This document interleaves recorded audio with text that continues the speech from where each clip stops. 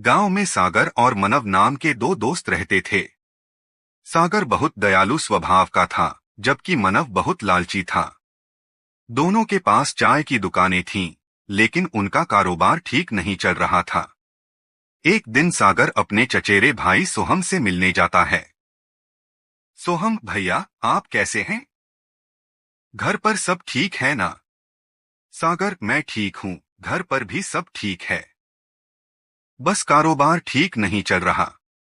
सोहम भैया, अगर इस कारोबार से अच्छा कमाई नहीं हो रही तो कुछ और क्यों नहीं बेचते? सागर, तुम सही कह रहे हो सोहम, लेकिन क्या कारोबार शुरू करूं? बाजार में तो हर चीज बेचने वाले बहुत हैं। सोहम, मेरे पास एक आइडिया है। भाभी बहुत स्वादिष्ट पुलाव बनाती हैं। तुम वही पुलाव बेच सकते हो। वो बहुत स्वादिष्ट है, इसलिए अच्छा दाम मिलेगा। लोगों ने कहीं और ऐसा पुलाव चखा ही नहीं होगा। सागर खा, ये बहुत अच्छा आइडिया है। मुझे पहले क्यों नहीं सूझा? सोहम से बात करके सागर घर लौटता है। सागर की पत्नी ने बहुत स्वादिष्ट पुलाव पकाया।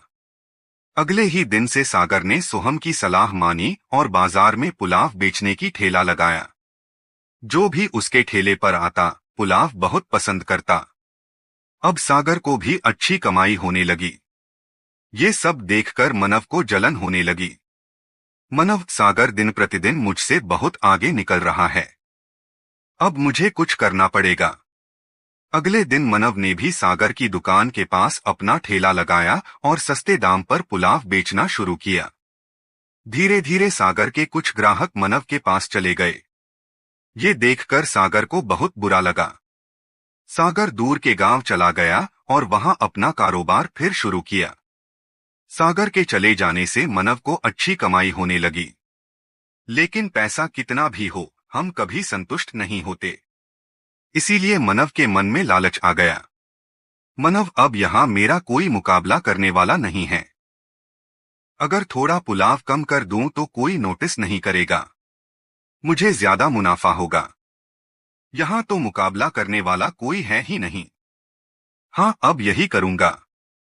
अगले दिन से मनव ने पुलाव की मात्रा कम कर दी और लोगों को कम पुलाव देने लगा। लेकिन लोग जल्दी समझ गए कि मनव ने मात्रा कम कर दी है। इस कारण लोग मनव के ठेले पर आने बंद हो गए। कुछ दिनों बाद सागर को खबर मिली कि मनव के पास कोई पुलाव नहीं खरीद रहा। इसलिए सागर अपनी पुरानी जगह लौट आया और पहले की तरह पुलाव बेचने लगा। मनव के ठेले पर कोई ग्राहक न आने से उसका ठेला बंद हो गया। सागर मनव के पास जाता है और कहता है, सागर, मनव, इतना लालच नहीं करना चाहिए। देख, तेरे लालच ने तुझे कहाँ पहुंचा दिया। मनव, मैंने गलती की सागर।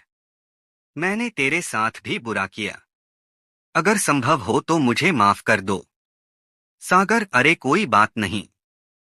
हम दोस्त हैं और दोस्ती में माफी मांगने की जरूरत नहीं। अच्छा है कि तू अपनी गलती समझ गया। हाँ, मैंने तुझे माफ कर दिया। तो अब हम साथ मिलकर पुलाव क्यों नहीं बेचते? मनव, तू बहुत अच्छा है सागर। मैंने तेरे साथ इतना बुरा किया, फिर भी तू मेरे भले के बारे में सोच रहा है। धन्यवाद मेरे दोस्त।